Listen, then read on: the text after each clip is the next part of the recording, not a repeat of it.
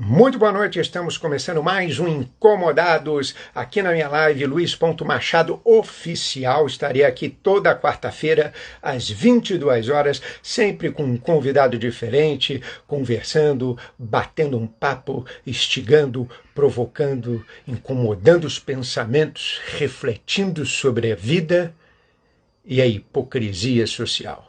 Muito bem, no programa de hoje temos aqui já um músico desde jovem, desde a sua adolescência, né? Depois se formou como ator, né? É um ator, e hoje é um respeitável diretor de TV, um homem de múltiplos talentos, um homem de muitos talentos artísticos e de muito carisma. Ele é Marco Rodrigo.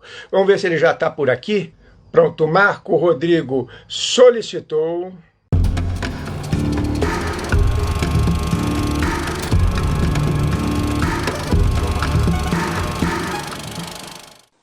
Marco Rodrigo, tudo bem? Muito boa noite. Tudo bom? Tudo bem? Boa noite. Chegou ele? Tudo bem, querido. Graças a Deus. Como é que você está? Tudo tranquilo? Tô bem. Tranquilão. Maravilha. Então, Marco, como é que tá essa quarentena aí para você? Cara, tá bem parecido da mesma forma que tá para a maioria das pessoas, né? A gente tendo que inventar coisa para fazer dentro de casa, tentando não pirar, tentando entender o que a gente pode fazer para a gente ser produtivo mesmo estando dentro de casa e aguardando que temos uma solução médica bacana para que a gente possa voltar ao normal, né? E você acha que essa solução aí vai ser rápida ou vai ser muito demorada? Cara, assim, é um momento complicado, né, na verdade. Muito complicado porque quando a gente vai nos noticiários, tem muita gente falando muita coisa diferente, né? Então, assim, eu torço para que seja o mais rápido possível, tipo amanhã, né? Que eu sei que não vai acontecer. Para mim é tipo que vai ser tipo amanhã. Mas o que eu, na verdade, realmente quero é que a gente chegue numa cura para isso, para que a gente possa voltar à normalidade, ou pelo menos voltar a exercer as coisas que a gente exercia, todos nós. Porque talvez a gente esteja dando valor agora a muitas coisas que a gente não dava antes, né? O simples fato de sair de casa, talvez a gente não desse tanto valor, né? A gente achava tão normal, tão natural. Quando tiram, né, uma coisa da sua vida, você sempre dá valor, né? Muito mais valor, né? Aí a gente percebe isso, que todo mundo é igual, né? Vamos a uma frase que eu gosto muito de um grande dramaturgo. O otimista é um tolo, o pessimista é um chato. Eu prefiro ser um realista esperançoso. Isso é de Ariano Suassuna. Aí eu te pergunto, Marco Rodrigo, como é que você se sente com relação ao mundo depois da pandemia? Eu tenho escutado, para te falar a verdade, muita gente falando assim, muita gente não, mas muitas matérias de jornal, muitos comentários do tipo, quando acabar esse momento, eu acho que a gente vai voltar melhor. Eu espero realmente que quando a gente voltar, a gente consiga pelo menos voltar do jeito que a gente estava, para depois a gente ir melhorando. Eu acho que não dá para a gente voltar diretamente melhor. Eu acho que é o que vai fazer a gente melhorar, e o que o Ariano Suassuna sempre falou em todas as obras dele, pegando ele como um gancho, é a gente começar a parar de olhar para a gente só e olhar para o outro. Talvez seja a maior lição que a gente esteja passando agora. Que é a gente olhar para o outro, mas não olhar para o outro e não enxergar. Olhar e entender que realmente, que nem diria o Chico Buarque nos Saltimbancos, juntos somos mais fortes, né? Então, a gente sabe que juntos nós somos mais fortes, a gente entende, a gente lê, a gente vê no cinema, a gente vê no teatro, a gente canta isso, mas a gente não coloca em prática. Então, eu acho que esse momento talvez seja o melhor momento para a gente entender, de fato e de direito, que juntos nós somos melhores, juntos nós somos mais fortes. E que essa troca com o outro, ela é fundamental para tudo. Inclusive, simplesmente para viver. O fato de a gente sair e encontrar pessoas na rua que a gente nem conhece é tão importante quanto a gente poder falar com os nossos entes queridos mais próximos. Sem dúvida. Agora, você realmente acredita que isso é possível, que o ser humano melhore depois dessa pandemia? Você acredita que você é otimista com relação a isso? Cara, assim, isso não é nem uma questão de otimismo nem de pessimismo. Eu sempre acreditei que todo mundo é capaz de entender tudo. Qualquer pessoa é capaz de entender tudo. Quando eu digo tudo, é qualquer coisa que seja colocado para essa pessoa. Claro, existem pessoas que entendem com mais facilidade, existem pessoas que entendem com mais dificuldade, existem pessoas que são mais reativas, existem pessoas que são menos reativas. Mas se esse momento não servir para chacoalhar a cabeça de todo mundo no bom sentido, porque no sentido de chacoalhar, da gente ficar mais ansioso, enfim, com tudo isso que acontece com a pandemia, já aconteceu. Então, se a gente também não olhar o lado positivo disso e acreditar que a gente pode tirar disso uma lição, né? uma lição para a gente ir além. A gente estava num patamar aqui. E a gente, quando a pandemia chegou, a gente estava aqui. Quando a gente voltar, eu espero que a gente volte aqui, mas com conhecimento para a gente poder subir para cá, né? Poder subir, sim, com certeza. Agora, Marco, eu vou fazer uma pergunta muito simples para você. O que é o ser humano para você? O ser humano... O ser humano talvez seja a coisa mais difícil da gente poder explicar para alguém. Porque nada é mais complexo, nada é mais simples, nada é mais clássico, nada é mais erudito, nada é mais popular do que o ser humano. Assim. O ser humano ele é capaz de nos alegrar, de nos entristecer, de nos mostrar coisas. Mas o que eu acredito que possa definir o ser humano e que é uma outra coisa buscando a pandemia que a gente pode entender é que se a gente entender que nós humanos partimos do amor básico, porque se a gente entender que para a gente ter nascido foi uma relação de amor entre duas pessoas, tudo começou com amor, né? E aí, quando a gente chega aqui, talvez essas coisas, essa vida acelerada que a gente leva, esse corre-corre, essa vontade de querer fazer 50 mil coisas, que esse nosso dia a dia complicado, puxado, corrido, acelerado, tem nos trazido, às vezes, faz com que a gente esqueça coisas importantes. Dentre elas, a mais importante é o amor. Então, esse amor, não entenda e não pense que eu estou falando de amor de relacionamentos. Não. Eu falo de amor em geral. Amor mais complexo. Amor humano. Amor humano. Então, eu acho que o que pode definir o ser humano da melhor maneira possível é o amor. Apesar de entender que está faltando muito amor para o ser humano. Sem dúvida nenhuma, né? E acho que a gente tem que ser bem otimista com relação a isso, assim, muito otimista para que realmente a gente possa perceber que tem possibilidade de de ter amor entre as pessoas, porque isso realmente está cada vez mais difícil. Você não analisa nesse ponto de vista? Analiso, e eu vou te dizer por que que eu acho, minha opinião, por que que chegou nisso. Eu sou de uma geração que não tinha internet. Quando eu era criança, adolescente, eu não tinha internet. Então, na verdade, os nossos relacionamentos, qualquer que fosse, eles eram relacionamentos calcados no encontro. A gente tinha que encontrar fisicamente as pessoas.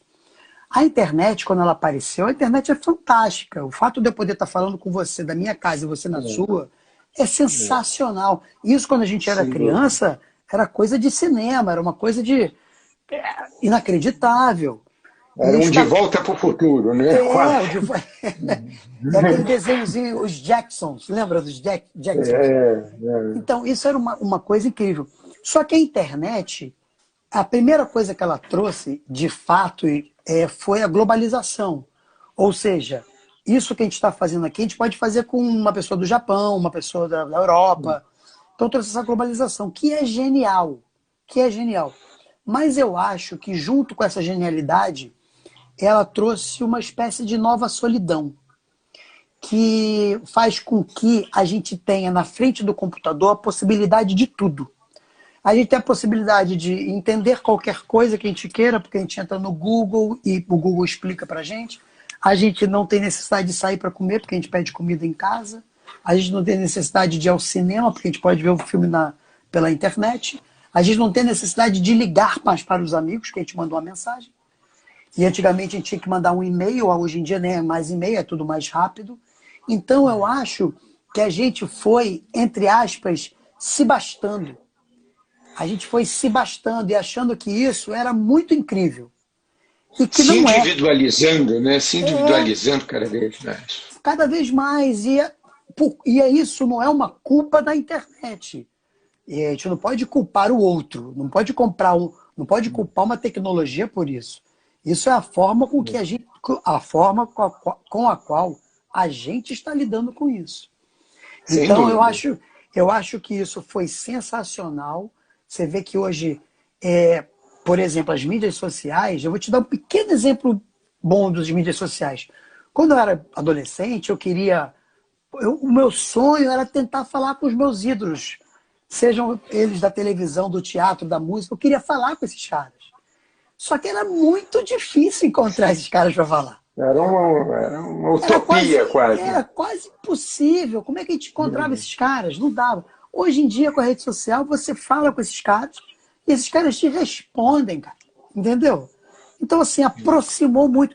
Só que, nessa ânsia de a gente fazer tudo com menor esforço, que é uma característica dos humanos, desde lá do tempo das cavernas, né, que matava lá o dinossauro, estava tudo pronto para comer e não saía mais de casa, ficava ali. Então a gente tem isso dentro dos nossos, né? É dentro do nosso DNA que a gente tem isso. Então a gente está com comida em casa, está com tudo certo, está na frente do computador, não preciso mais de nada. Precisamos sim. Agora que a gente só tem o computador na nossa frente, porque a gente não pode sair, não dá para sair agora, é que a gente começa a entender a importância do outro, a importância de dividir, a importância de saber a opinião.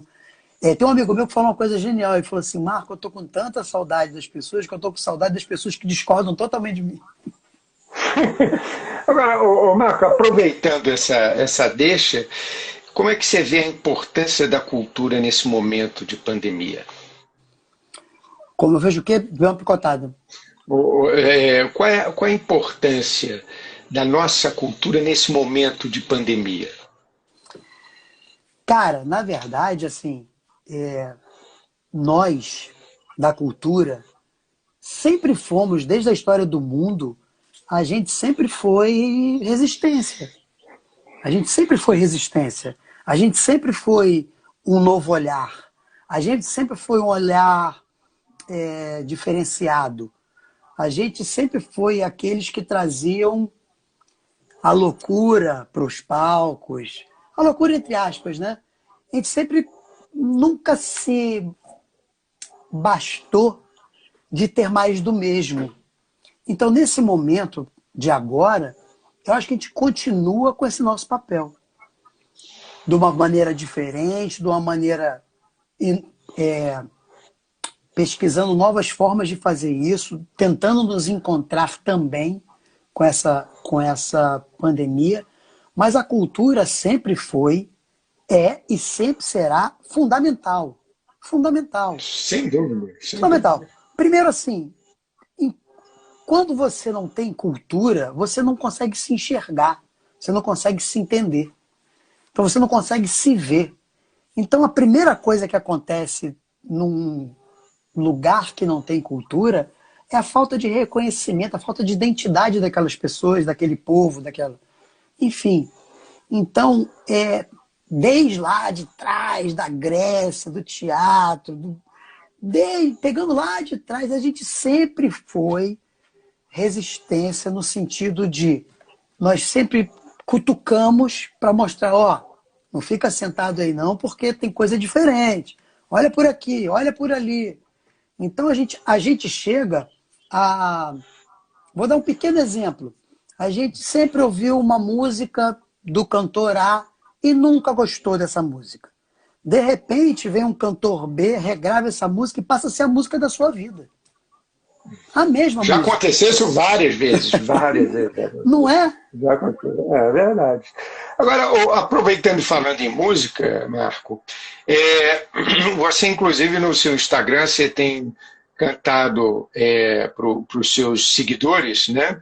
Algumas músicas, né, com um repertório muito variado, né, amenizando aí o confinamento deles, né, e inclusive pedindo para eles que deem sugestões de música. Aí eu te pergunto o seguinte, a música cura? A arte, né? A arte. A música como arte cura.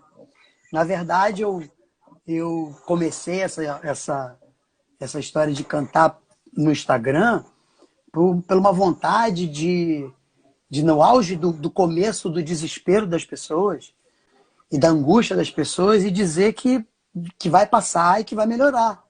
Então, o jeito que eu consegui, o jeito que me veio na cabeça foi pegar o violão e cantar Dias Melhores do Jota Quest. Foi a primeira música que eu cantei no dia a dia. E assim, eu cantei quase que para mim também. Não foi só para as pessoas, eu cantei para mim também. Foi para todos, né? Eu cantei para mim. Entendeu? Então, claro. E foi engraçado, porque como as pessoas me conhecem muito mais como diretor, e muitas das pessoas aí não sabem que eu comecei minha carreira como cantor, então foi engraçado que eu pedi para as pessoas mandarem música, e primeiro foi uma grande surpresa para algumas, que eu cantava e tocava violão, que foi divertidíssimo. Você canta, você toca, eu falei, canto, toco.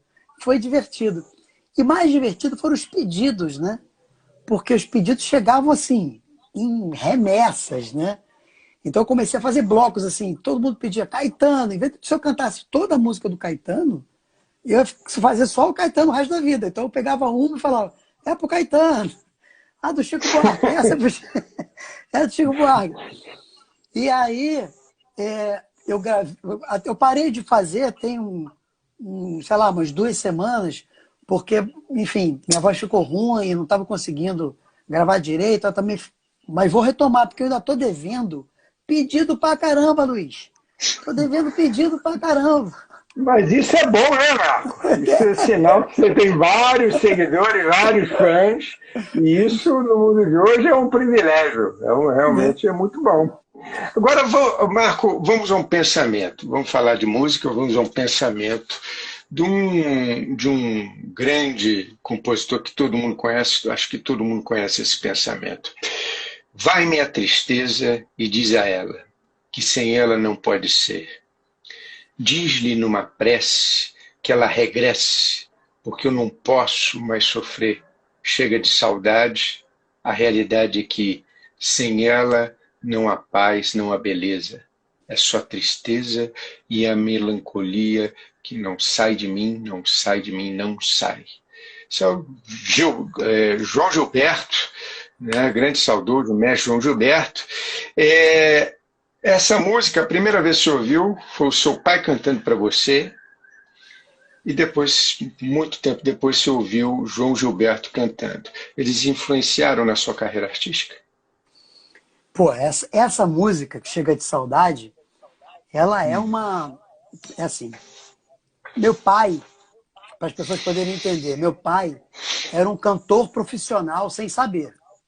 Meu pai é aquele cara que é nordestino, andava pela casa cantando, tinha uma voz de Nelson Gonçalves, nada além de uma ilha, aquele vozeirão. E andava pela casa cantando. Um dia ele cantou Chega de Saudade. E eu falei, pai, que música é essa? Aí ele falou, o nome dessa música é Chega de Saudade. Por quê? Eu falei, cara, essa música é muito bonita. Aí ele falou, mas você precisa ouvir um cara chamado João Gilberto. Mas ele não me mostrou, ele só falou. Então ficou Chega de Saudade de João Gilberto na minha cabeça. E eu fui fazer um trabalho de grupo na casa de uma amiga minha da escola, e o pai dela botou na vitrola para ouvir Chega de Saudade. Eu estava no quarto dela e o pai na sala. Quando eu ouvi aquela melodia, eu falei, ué, eu conheço essa música. E eu me toquei, cara, Chega de Saudade, e corri para a sala. Falei, tio, quem é que tá cantando? Aí ele falou, João Gilberto, essa música não é Chega de Saudade? É, eu falei, bota de novo, quero ouvir do início. Aí, você conhece? Eu falei, conheço. E essa música, para mim, é a música mais bonita da história do Brasil. Assim. Porque, primeiro, João Gilberto que gravou. Mas, assim, quem escreveu essa letra foi Vinícius de Moraes. E quem fez a música foi Tom Jobim. Então, é o encontro, é o primeiro grande encontro de Tom Jobim, Vinícius de Moraes e João Gilberto. Que depois desse encontro sairia Desafinado, sairia Garota de Ipanema, que é a música mais tocada da história do mundo, Garota de Ipanema. As pessoas não sabem disso. Mas, quando eu escutei o João Gilberto, foi a primeira vez que aquilo me chamou a atenção de uma forma absurda. Porque parece que tudo clareou naquela hora. E eu fiz, caramba! E isso foi em novembro de 84. Em janeiro de 85, teve o primeiro Rock in Rio. E eu fui no primeiro Rock in Rio.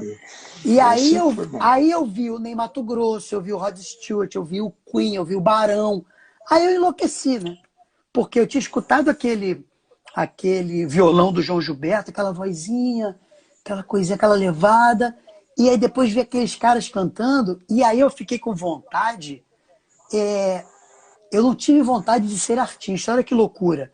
Eu tive vontade de causar nas pessoas o que aqueles caras causavam.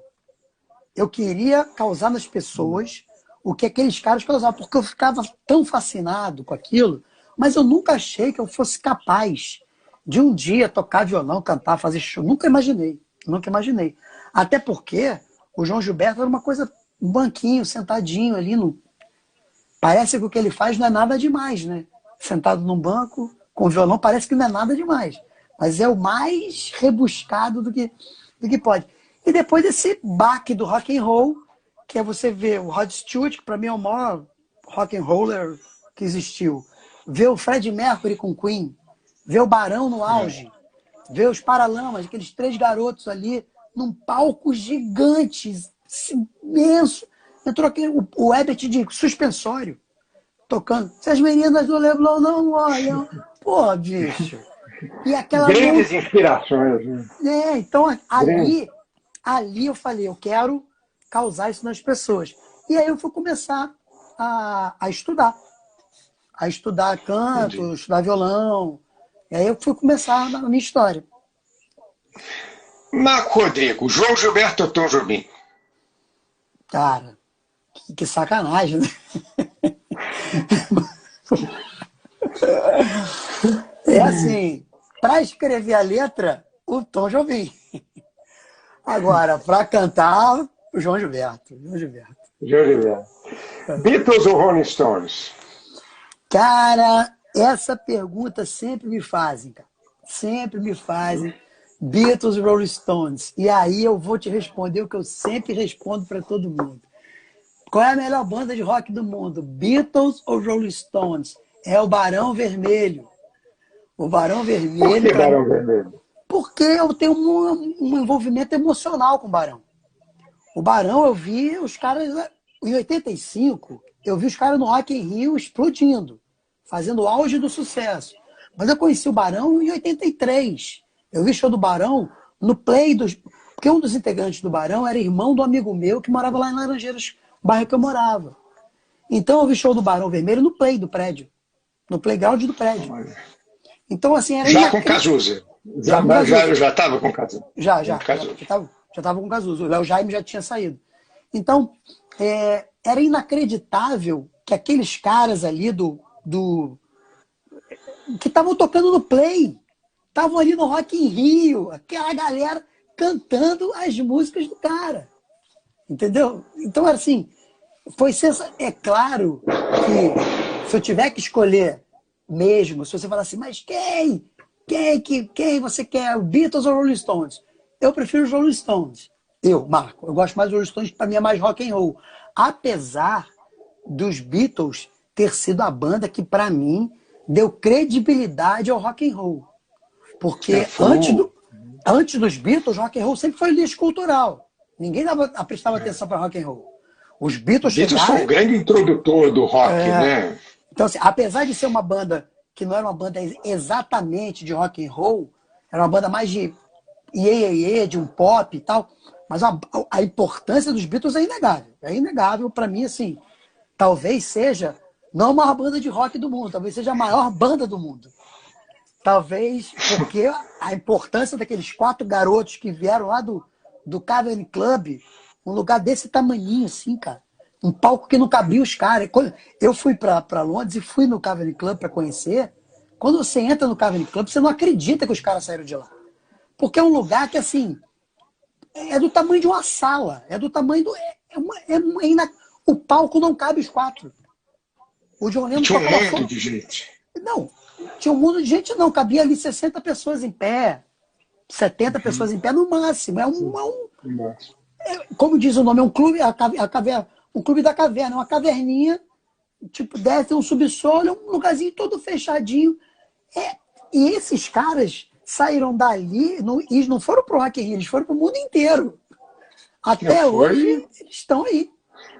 Eles foram pro topo e estão até agora. Impressionante. Então, aí até agora. E olha que eram 4, 2 já não estão mais com a gente, 2 já morreram, e os Beatles continuam aí. Os Rolling Stones tá todo mundo aí ainda.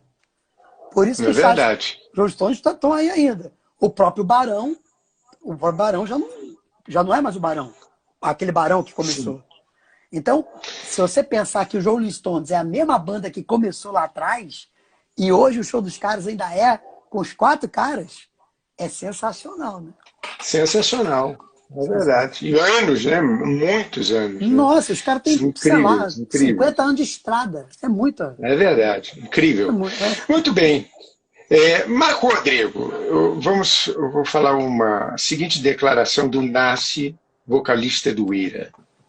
Antes era ruim, hoje ficou pior. Vi muitos críticos em outra época falar que o rock brasileiro era um câncer. Mal sabiam eles que eu esperava. A música brega dos anos 80 e 90 são até eruditas perto das músicas de hoje, dos sertanejos, dos funk sexistas, das músicas de rima pobre. O Nazi está certo? Cara, assim, eu costumo sempre prestar atenção no Nazi, né? Eu gosto muito dele. Eu acho que isso aí, na verdade, a gente cai numa outra situação, que primeiro é a falta de informação, a falta de conhecimento e a falta de educação nossa. Porque taxar o rock nacional como um câncer é você primeiro não entender nada de rock e depois não entender nada de Brasil. Né? Sim. Assim, negar a importância dos caras, mesmo que você não goste de rock, é uma loucura. Então, assim, não existe esse lugar de... Você tem todo o direito de não gostar do rock nacional. Agora, se você negar o que eles fizeram, como eles fizeram e quando eles fizeram, não dá para negar. É claro que, com o passar do tempo, a música foi tomando também emprestado isso que a gente conversou sobre a internet. para você fazer música, você precisava pelo menos se encontrar com uma banda. E a banda, no mínimo, era um baixo, uma guitarra e um baterista. No mínimo. Se não fosse, né, duas guitarras. A guitarra, um power trio básico. Entendeu? E aí, com a internet, você pega um sintetizador em casa, você não precisa de ninguém. Você faz uma música com supostamente 15 instrumentos, 10 instrumentos, todos ali no sintetizador. Você bota uma voz, você canta, e ela é toda acertada no autotunes depois, ou seja, a necessidade da preocupação com canto já não existe mais. E as rimas que, em outras épocas, tinham que fugir da censura, tinham que ser rimas inteligentes para poder driblar a censura, para poder falar coisas que tocassem no seu coração, que pudessem mostrar esse outro ponto de vista que é tão importante da gente mostrar para quem está nos escutando, seja na música, seja no teatro, na TV, no cinema. Essa função nossa de mostrar que existe algo além do que aquilo que a gente está vivendo, que foi exatamente o que o Rock Nacional fez. Eu, em 85, vendo Rock em Rio, via claramente que eles falavam assim: nós não somos melhores e nós não somos piores do que ninguém. Nós somos diferentes. E dessa diferença, nós estamos tentando fazer algo melhor. Melhor não, algo mais interessante do que tinha até então. É isso que eu via com muita clareza. Então, a questão da rima pobre, a questão das melodias pouco ousadas, é uma questão assim que eu nem coloco tanto em questão. O que eu coloco em questão é, numa época que a gente tem tantas possibilidades de qualquer tipo de música chegar para qualquer tipo de pessoa, o domínio de 1, 2 ou 3 estilos eu não acho bacana. Eu acho que devia ter espaço para todo mundo. Eu acho que quem gosta do funk, gosta de funk, quem gosta do sertanejo, gosta de sertanejo, quem gosta, ok. Agora, por causa disso, não deveria se não ouvir mais rock, não ouvir mais pop, não ouvir mais samba, não ouvir mais... Eu acho que deveria ter lugar para todo mundo. Até porque cada um tem o seu gosto, né, Marco? Então, assim, e cada um tem o seu público diferente. Então, quem não gosta de funk não vai ouvir funk, quem vai ouvir rock, quem não gosta de rock vai ouvir outra coisa, enfim, né? Talvez tenha sido até uma posição bem radical, né? Enfim, do Nasce, né, que a gente havia comentado ali anteriormente, né? Você não achou radical? Eu acho. É porque, na verdade, essas posições, quando são muito enfáticas assim, a gente sempre tem que entender da onde que elas vieram, eu acho, em que momento elas foram ditas. Então, com certeza, quando o Nazi falou isso, ele estava muito amargurado com tanta pancada que ele tomou, né? Na verdade, não foi nem ele que tomou. Ele tomou também. Essa galera do rock apanhou muito. Apanhou muito porque, primeiro, que as pessoas não entenderam o que eles estavam fazendo naquele momento. Estava quase saindo da ditadura militar e entrando Tancredo, fazendo uma transição. E os caras chegaram no Rock in Rio, que era o maior, continua sendo um dos maiores festivais de música do planeta. Tinha uma importância muito grande, muito forte. A história do rock nacional ser todo gritado, ser todo mais rasgado na voz, tem um motivo de ser, é um grito de liberdade, é um grito de nós estamos aqui, a gente vai para frente. Tudo tem um sentido. O rock apareceu ali, o rock apareceu naquele momento na cena do Brasil porque o violão não fazia mais barulho. O violão não faz tanto barulho, a guitarra faz. Então você bota uma guitarra e bota 500 mil pessoas, você pode tocar a guitarra que vai explodir com todo mundo. O violão não vai. Então o rock nacional também veio suprir essa talvez falta de força de instrumento só. De instrumento, porque o violão só já não estava dando mais. Então os caras vieram... Essa carência de som, né, diríamos assim, né? A carência desse tipo de som, né? Marco Rodrigo, vamos falar agora da sua função de diretor. Você está dirigindo agora o programa Tô de Graça, né, no Multishow, né, que já está indo para a sua 5ª temporada, né? Você é um homem que já dirigiu novelas, séries, seriados. Te pergunto, qual a diferença fundamental entre esses formatos que você trabalhou e trabalhar e dirigir um programa de comédia? Cara, a diferença fundamental de uma novela para uma série é que a novela, você parte do princípio que ela vai ter 200 capítulos, né? Certo.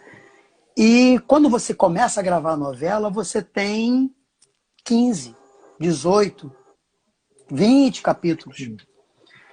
Você não sabe o que vai acontecer. É uma obra aberta. Certo. Então você tem que ir contando essa história junto com o que o autor vai escrevendo, junto com o que os atores vão mostrando, junto com a reação das pessoas, do público.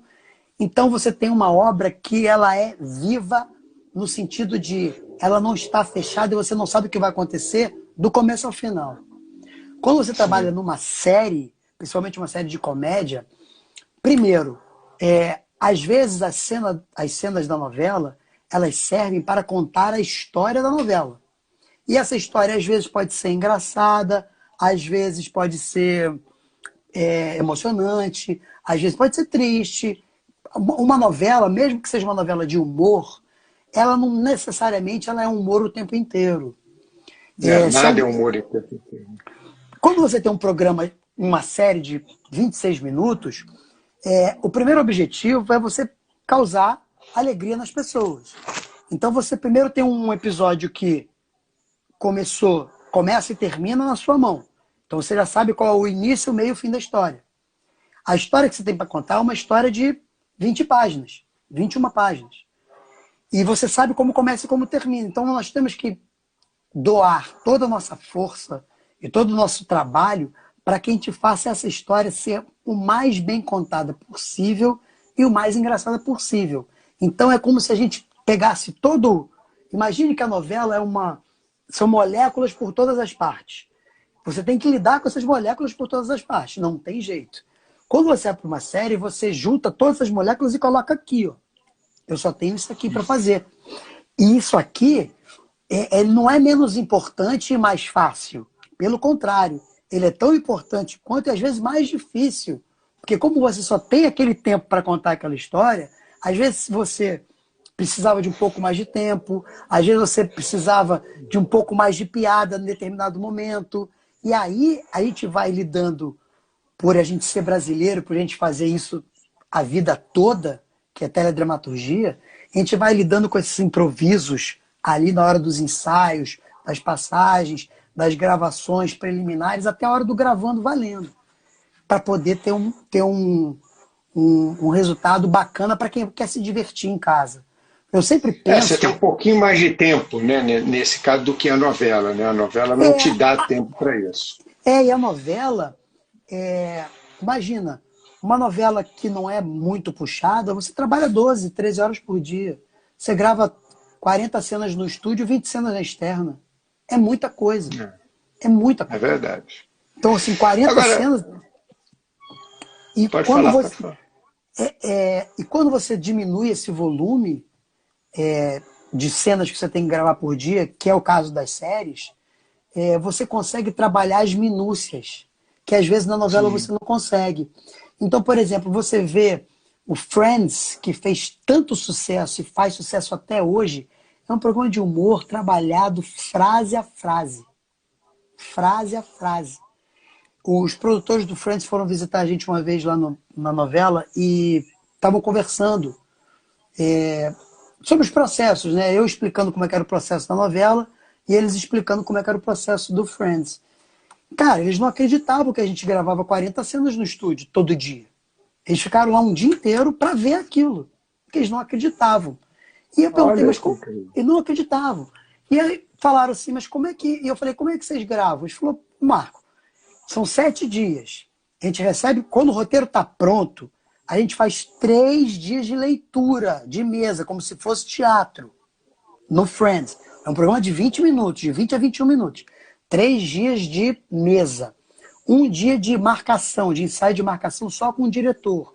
Outro dia, marcação com o diretor e com as câmeras. Um sexto dia, ensaio com marcação, câmera e plateia para ver que piada funciona e que piada não funciona. E no sétimo dia grava. Um dia de descanso e volta para o começo para gravar o outro. Eles levam 7 dias para fazer um episódio de 20 minutos. É incrível. Agora, o resultado é incrível. Uma ótima forma. É incrível. Só que também tem uma coisa que é a expertise deles. Então todo mundo fala assim, cara, a gente não sabe fazer seriado. Não é que a gente não saiba fazer seriado. É que seriado é uma coisa que está muito mais na mão de quem já faz há muito tempo. É que nem comparar a nossa novela com qualquer novela do mundo. Não dá para comparar. Sim. Não dá para comparar. É a melhor. É a melhor.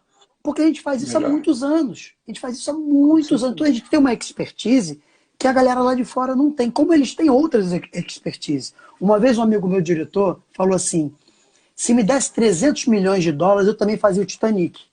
Eu falei, cara, não fazia. Não fazia. Não fazia porque a gente não sabe fazer. Que lá é outro departamento, né, Marca? Lá é outra parada, né? A gente não sabe nem o que significa isso. Eu falei, cara, é a mesma coisa que você pegar 300 milhões de dólares, dá para um americano e falar, bota essa escola de samba aí na avenida. O cara não vai conseguir. Quando ele chegar e descobrir que tudo é feito de isopor e garrafa PET e parece ouro, ele vai ficar louco. Entendeu? O cara vai ficar maluco. O cara vai Marco, ficar maluco. deixa eu te perguntar uma coisa. Marco, tem um ator principal como roteirista e idealizador de um programa. Limita a direção?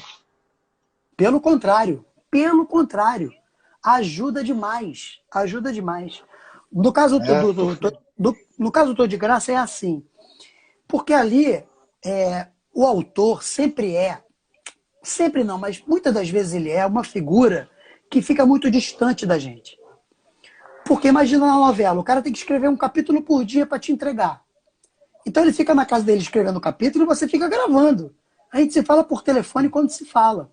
Quando você tem um autor que está presente, e além de estar presente, ainda faz como ator, ele está ali do seu lado. Então, o ambiente do Tô de Graça, eu costumo falar que são 2 famílias. Uma família é a família que você vê no ar. É a família da Graça com os filhos dela. Outra família é a nossa.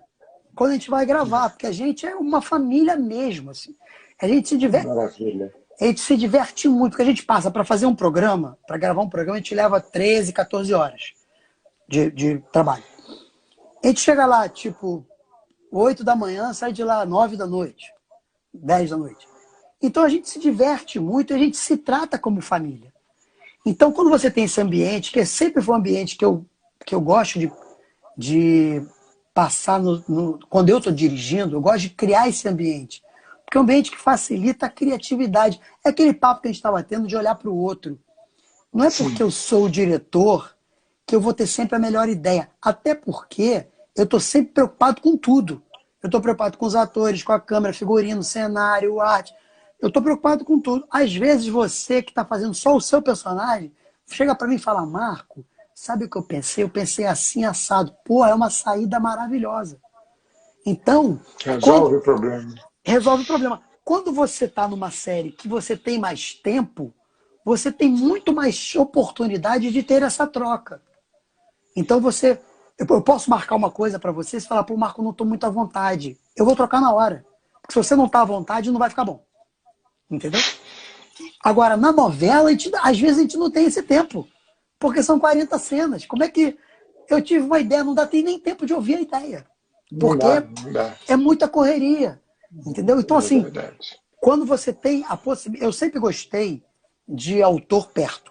Sempre gostei de autor perto. Sempre gostei de autor chegar e assistir o estúdio, ir ver a externa, ficar no set de gravação. Sempre gostei. Porque ele fica sempre só na frente do computador. Depois ele assiste no ar. Ele não tem também muita noção do que acontece durante a gravação. Quando ele fica na gravação... ele pode ter alguma ideia ali para realizar uma coisa que ele consiga ver que é possível. Às vezes na cabeça dele aquilo não dá para fazer. Ou às vezes na cabeça dele dá para fazer e às vezes não dá. Então quando ele fica ali vivendo a realidade, eu acho maravilhoso. Além de você ter aquela troca aquela troca, o cara tá do teu lado. Fala, pô, o que tu achou? Que ali ele está vendo o que está do papel para a realidade mesmo, né? Para a realidade. Enfim, e é Porque, importante para ele. porque assim, quando um autor escreve, o avião vem voando, chove muito, o avião cai na cidade, isso é uma linha. Para você gravar isso, é mais de um mês. Isso aí, horas e dias. Marco, deixa eu te perguntar uma coisa. Durante. As palavras cortam mais do que espadas. É difícil lidar com as palavras no dia a dia? Eita! Eita! Cara, tem as palavras. Cara, as palavras. Primeiro, assim, eu respeito muito as palavras, né? Porque, além de tudo, ela é matéria básica para o nosso trabalho. Sim. A palavra falada, né? A palavra entoada, a palavra com intenção, a palavra com interpretação, a palavra cantada, a palavra, o verbo, ela é muito importante para a gente. Então eu aprendi rapidamente a valorizar a palavra. Tem um ditado que diz que a palavra dita e a flecha atirada nunca volta, né? Então, eu acho... Como é que eu vou te dizer isso? Eu acho que a gente tem que tomar cuidado com o que a gente fala, porque às vezes o que a gente fala pode machucar mais do que a espada. Pode machucar emocionalmente. E aí pode ser em qualquer tipo de relação que a gente esteja conversando sobre. Eu acho que a mesma palavra que pode, no momento difícil, te ajudar, te levantar, te reerguer, te dizer algo para te dar esperança, é a mesma palavra, ou são as mesmas palavras que podem te botar mais para baixo. Então, voltando lá no início da nossa conversa, a história de ver o outro, a história de conhecer, de se preocupar, de entender o outro, de ter esse olhar mais humilde mesmo, de parar de olhar só para a gente, passa também pela forma da palavra, principalmente para nós que somos profissionais da palavra. A gente tem a palavra como ofício. Então, sem a palavra, a gente não consegue trabalhar. Até consegue, mas são poucos os casos, né? Então, se a gente pegar a palavra se a gente tratar a palavra com o mesmo amor que a gente estava falando para os seres humanos se tratarem, talvez a gente chegue num lugar que seja muito bacana, porque a gente vai ter amor junto com a palavra. Quando você fala, um exemplo, quando você fala um eu te amo só da boca para fora, não é um eu te amo bacana, né? Mas quando aquele eu te amo bate na pessoa e a pessoa sente que ama mesmo, cara, é incrível, né? Então, talvez a gente possa aprender, sabe com quem? Talvez a gente possa aprender com as crianças. As crianças são muito assim. As crianças, elas são muito verdadeiras. São verdadeiras, puras. E elas usam a palavra de uma forma muito objetiva, muito clara e muito amorosa. Você gostou? Não. Eu tenho uma filha de 10 anos. Eu falo, filha, você gostou? Não, não gostei. Simples assim. Mas não tem mas não tem um peso nisso. Um peso. Quando a gente vai crescendo, é que a gente tem que, se eu não gostei de alguma coisa, e seja lá o que for, talvez seja melhor eu falar que eu não gostei e pensar como eu posso ajudar aquela pessoa para que aquilo fique melhor. Ou só mostrar um ponto de vista.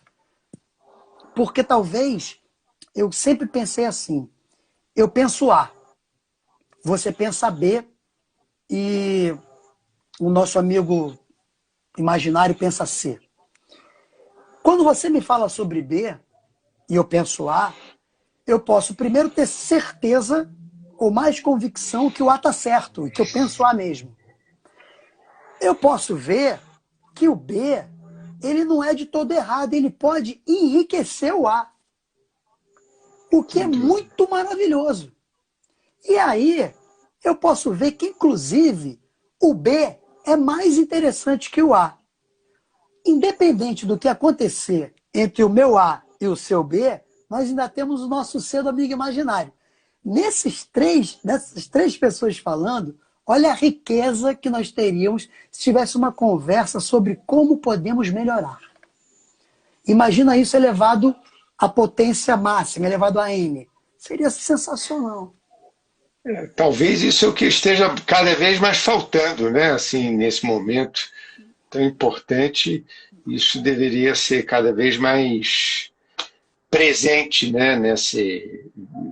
Em saber como podemos melhorar como seres humanos, né? Com certeza. É verdade, Marco? Marco, eu como ator, já digo assim, a relação do diretor com o ator é fundamental, né? Durante as gravações de TV, qual é o limite em que o ego e a vaidade começam a interferir na relação entre o diretor e o ator? Bom, primeiro, nós ainda temos uma imagem que ainda permeia o imaginário dos sets de gravação, que é o diretor sempre foi visto como carrasco. Ele sempre foi visto como aquele cara que brigava, não sei o quê, mandava embora. E sempre foi visto assim, aquele chefe malvado. Tipo, chegou o diretor, todo mundo cala a boca, não sei o quê, o cara chegou.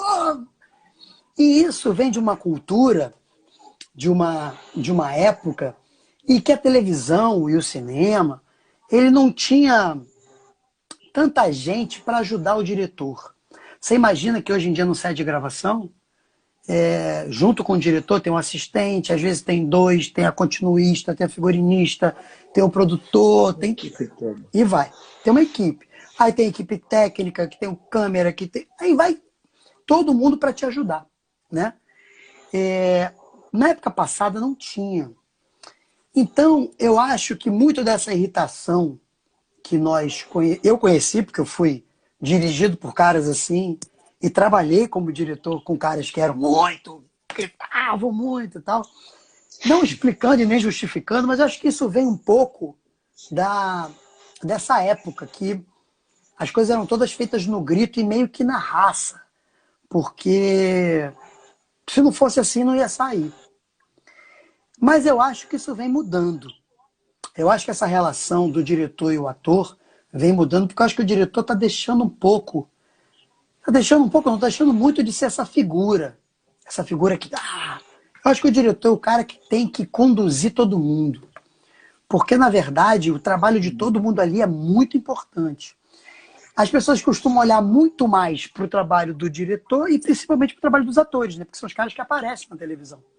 Mas se soubesse a engrenagem que tem por trás, a engrenagem que tem ali atrás, as pessoas tomariam um susto, porque quando você está em cena e eu estou te dirigindo, você como ator, você está representando o trabalho da figurinista, o trabalho do iluminador, o trabalho da produtora de arte, o trabalho da continuista, o meu trabalho, o trabalho do autor, o trabalho da produção. É tudo que o ator está representando isso tudo. E o diretor tem que arrumar um jeito de conduzir isso tudo para um lugar que fique bom, que é a maior missão do diretor. E aí você me perguntou de uma coisa que é ego e vaidade. Ego e vaidade nunca levaram, e eu acho que nunca vai levar ninguém a lugar nenhum. Não adianta você, num trabalho coletivo, achar que você é maravilhoso, porque isso não existe. Televisão, teatro, cinema, música, arte é um trabalho de equipe. É um trabalho coletivo. Então não adianta, porque você foi eleito o melhor ator da novela e ganhou um prêmio, não ache que você é... Não. Aquilo está acontecendo, você tem seu mérito, claro que tem. Mas aquilo está acontecendo por causa de toda aquela engrenagem que está te apoiando. Então, eu desconfio muito de gente que comemora sucessos individuais em processos coletivos. Eu fico, eu fico um pouco... Já fica meio assim, né? eu falo, opa, eu acho meio Opa. esquisito. Eu acho esquisito.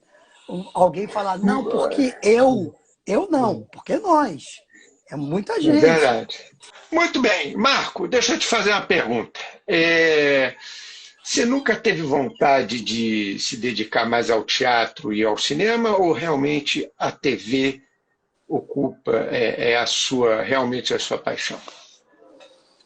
Na verdade, eu comecei minha carreira cantando e depois eu fui para o teatro. Trabalhei muito no teatro como ator, muito mesmo. Muito mesmo. E principalmente por causa da música, porque na minha época, quando eu comecei a fazer show meu, os shows não eram feitos em casas de shows, os shows eram feitos em teatro, né? Então, já tinha aquela coisa do teatro que era muito bacana quando eu tinha show de música em teatro. Depois eu fiz muitas peças como ator mesmo. E aí eu entrei na televisão como ator, fiz propaganda como ator, trabalhei muito como ator. Depois que a direção apareceu na minha vida. Cinema, cara, é muito engraçado, porque cinema sempre bate na trave. Sempre aparece um projeto bacana, sempre aparece uma coisa, eu falo o que eu vou fazer, e aí te acerta tudo, aí a data muda, aí eu tenho outro compromisso.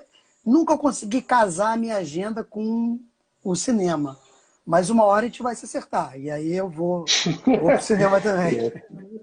E é sempre bom, né? Fazer cinema é sempre muito bom. Música ou direção, Marco Rodrigo? Se você fosse, por algum motivo qualquer, se fosse obrigado a exercer apenas uma dessas atividades, qual você escolheria? Cara, outra pergunta ingrata. Bem ingrata. Porque assim, Incomodar um pouquinho, né? porque uma coisa não tem nada a ver com a outra. Nada a ver com a outra. Direção, como a gente conversou aqui, é um exercício de você unir as pessoas, unir os talentos, trabalhar em prol daquela história e todo mundo ir para o mesmo lado. Quando você vai cantar, primeiro que é um exercício de acreditar no futuro, né? Porque quando você abre a boca para cantar, você nunca sabe se você vai cantar a nota certa, a letra certa. Você nunca sabe as coisas, assim. É uma coisa que acontece na hora. Talvez a única coisa que eu possa te dizer é que, entre as duas, é que quando você dirige uma novela ou um programa, aquilo bate nas pessoas de uma forma. E uma forma que tem um certo impacto. A música, ela bate de uma forma diferente. A música, eu acho que é a coisa que bate mais forte no sentido de, se você escuta uma música e você está num lugar, e esse lugar é marcante para você, toda vez que você escutar essa música, você vai lembrar desse lugar. E se esse lugar for muito marcante, você é capaz de lembrar desse lugar, lembrar das pessoas que estavam nesse lugar. Então, acho que a música tem esse impacto diferente. E acho que na hora que você está executando, quando você está dirigindo, você não tem impacto nenhum com o público. O público vai vir depois. Porque você grava, edita, sonoriza, prepara, aí depois vem o público. A música tem essa coisa do bater direto nas pessoas ali. Tô falando de show ao vivo, né? Quando você vai gravar em estúdio, música é muito parecido. É muito frio, é muito solitário o processo da música dentro do estúdio. Mas quando você faz show, o impacto nas pessoas é direto, é muito, muito direto. Eu acho que essa é a diferença básica. Mas, Marco Rodrigo, qual você escolheria se você fosse obrigado? Nossa, rodei. Eu percebi que você rodou, só quero ver ele responder. Música ou direção? Diga-me. Eu já dirigi tanto que eu acho que eu ficava com a música para poder fazer uma... Para variar um pouco na vida. Muito bem. Marco Rodrigo, você está andando na rua, tá? Cruzando com um monte de gente. Tá? Em um determinado momento, você observa uma pessoa que te obriga a mudar de direção para que você não precise encontrá-la. Quem é essa pessoa? Peraí, fala de novo? Eu estou andando na rua. Eu vou repetir. Você está andando na rua, está cruzando com um monte de gente. Tá?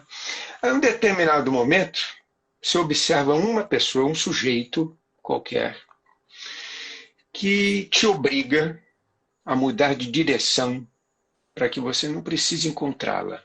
Quem é essa pessoa? Cara, essa pessoa é uma pessoa... Qualquer pessoa que não tem caráter, qualquer pessoa que mente. Essa eu faço questão de passar longe. Porque eu acho que não precisa. Eu acho que não precisa ser assim. Então, como eu não sou adepto de briga também, não acho que briga seja uma grande solução, eu prefiro não encontrar. mas essa pessoa, por exemplo, dentro dessas características, tem nome ou não? Ah, não. Não, porque... Não tem. Porque também assim, eu não levo... Cara, eu não carrego mágoa de ninguém. Eu não... Eu acho, assim, eu prefiro perdoar e achar que a pessoa vai seguir seu caminho, eu vou seguir o meu, Claro. e tá tudo certo. Eu não...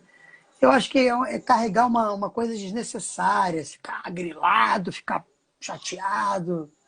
Deixa a pessoa lá e eu fico aqui, e tá tudo bem também. E se bobear, eu encontro na rua, ainda falo só um oi, assim, e passo direto. E vai embora, né? Tá tudo bem, tá tudo Dá uma bem. disfarçada, né? Tá tudo bem.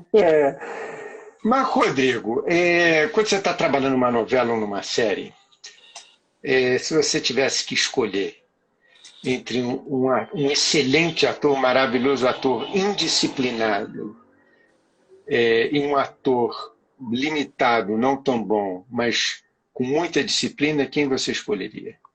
O que tem muita disciplina, sem dúvida nenhuma. Sem dúvida Mesmo que ele nenhuma. dê trabalho no set, seja demitido? Não. Eu escolheria o que tem disciplina. O indisciplinado... O que eu falei. Você prefere um excelente ator indisciplinado ou um ator limitado que seja muito disciplinado? Eu prefiro um ator limitado que seja muito disciplinado. Até porque eu não consigo entender alguém exercer a nossa profissão e não ter disciplina. Porque não dá. E olha que tem gente que não tem. Tem gente que não tem. Eu não consigo entender. Então, assim, ter talento... Na verdade, quando você tem talento, você tem uma facilidade, né?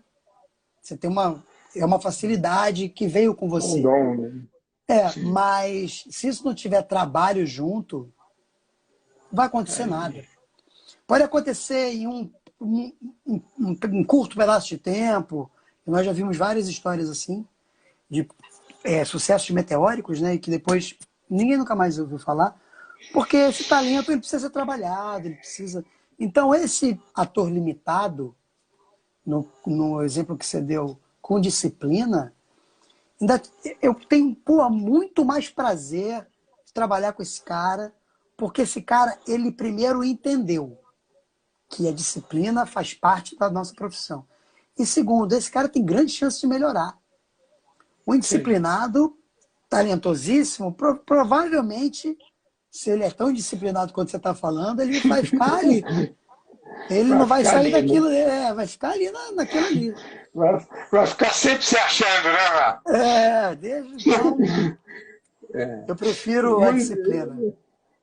Muito bem. Marco Rodrigo, chegou a hora do nosso bate-bola. Eu vou falar uma palavra e você vai me responder apenas com uma palavra, ok? Beleza. Música. Violão. Solidão. Assustadora. Maria Clara. Amor. Maria Clara é minha filha, né? Reconhecimento. Isso, exatamente. Por isso que eu botei aqui Maria Clara. Reconhecimento. Bacana. Legal. Família.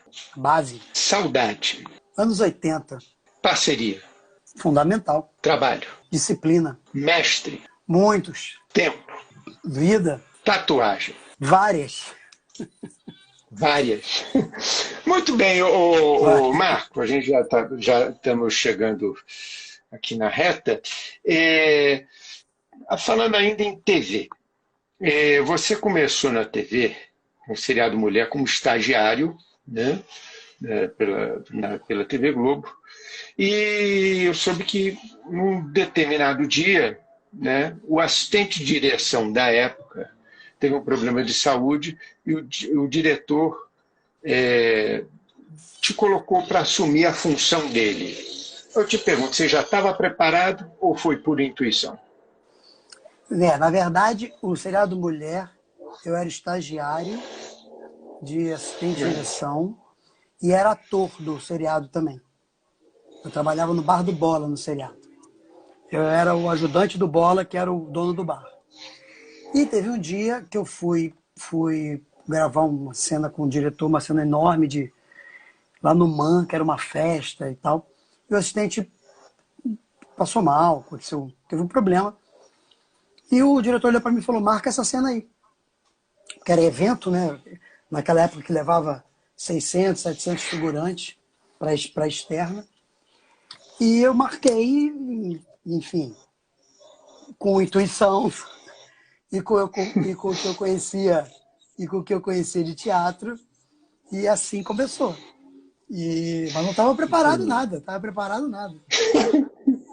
Agora eu te pergunto, você hoje como diretor, se acontecesse a mesma coisa, você daria uma oportunidade para um estagiário sem experiência na assistência de direção? Daria, claro. É. A melhor forma de aprender é fazendo. É claro, tem que ter um estudo, um embasamento antes, tem que ter um conhecimento. Mas se você for esperar pelo dia que você está preparado para você poder fazer, você não vai fazer nunca. É verdade. Eu não achava que eu estava preparado. E fui, e fiz. Foi. Você só aprende fazendo, né, Marco? Só aprende fazendo. Não tem. É o hábito faz o monge. Com certeza. Love for Life, que em português, para quem não sabe, significa rir pela vida. E nunca foi sorte, sempre foi Deus. São tatuagens aí que você tem no seu braço. Aí eu te pergunto, é difícil de rir na vida sem ter religiosidade? Cara, eu acho difícil. Eu, pessoalmente, eu acredito que existe algo maior que a gente. E esse algo maior eu chamo de Deus. E eu acredito que essa energia, essa pessoa, da forma que você queira chamar, ela te ajuda muito, principalmente em momentos que você ouve aquela vozinha dentro da sua cabeça, que eu sempre acho que aquela vozinha dentro da sua cabeça é algum contato com o divino, assim, que muita gente chama de intuição. E eu acho que intuição também é um contato com essas energias. Por que às vezes você está andando, você está ouvindo alguma coisa e surge uma frase na sua cabeça, do nada. Eu nunca achei que era do nada. E rir para a vida, eu acho que é a melhor maneira, assim. Quando uma pessoa grita com você e você grita de volta, geralmente você não desarma essa pessoa, né? Mas quando a pessoa grita com você e você sorri para ela, aí ela fica um pouco complicada, entendeu? É verdade. Aí você acredita na felicidade? Você acredita na felicidade, Marco? Cara, total. Hã? Total. Ou é uma ideia velha, assim? Nada. Eu acho que é uma ideia mais moderna, não existe. Eu acho que não é um objetivo. Eu acho que tem sempre assim, eu quero ser feliz, eu vou ser feliz. Eu acho que não. Eu acho que a felicidade é construída no dia a dia. Acho que é você entendendo as coisas, e os dias ruins faz parte da felicidade, e os dias bons também. Tem aquela máxima, né? Isso também vai passar, né? Que hoje está sendo muito utilizado, né? Mas isso também vai passar. Foi escrito pelo Chico Xavier na borda da cama dele, né? Ele escrevia porque ele chegava e aí quando ele ia dormir ele teve um dia ruim, ele lia, isso também vai passar. Aí passava. Quando ele tinha um dia bom, ele olhava e falava, isso também vai passar. Então... Muito bem. Marco Rodrigo. O que incomoda Marco Rodrigo? O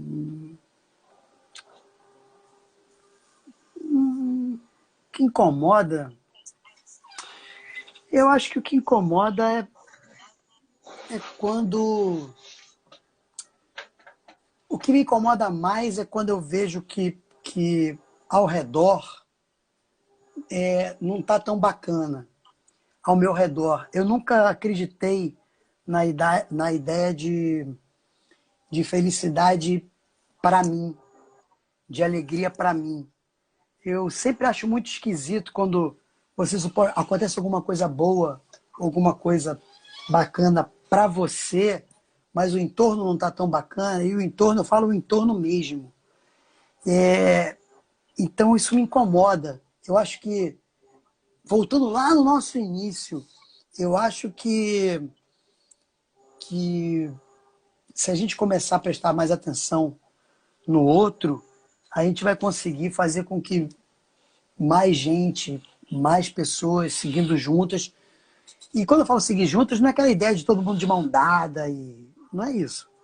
É uma ideia de agregar mesmo, para poder as coisas fluírem e acontecerem. Isso me incomoda um pouco, essa ideia do individual. Isso me tira um pouco.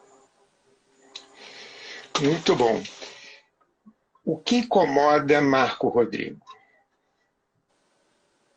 Mas eu não respondi, acabei de responder essa. Acabei de responder.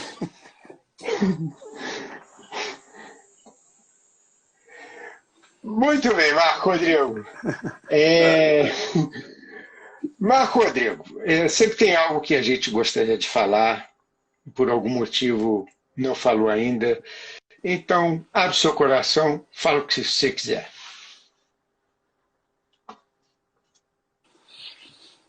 Cara, na verdade, eu acho que eu falei tudo o que eu queria falar aqui com você.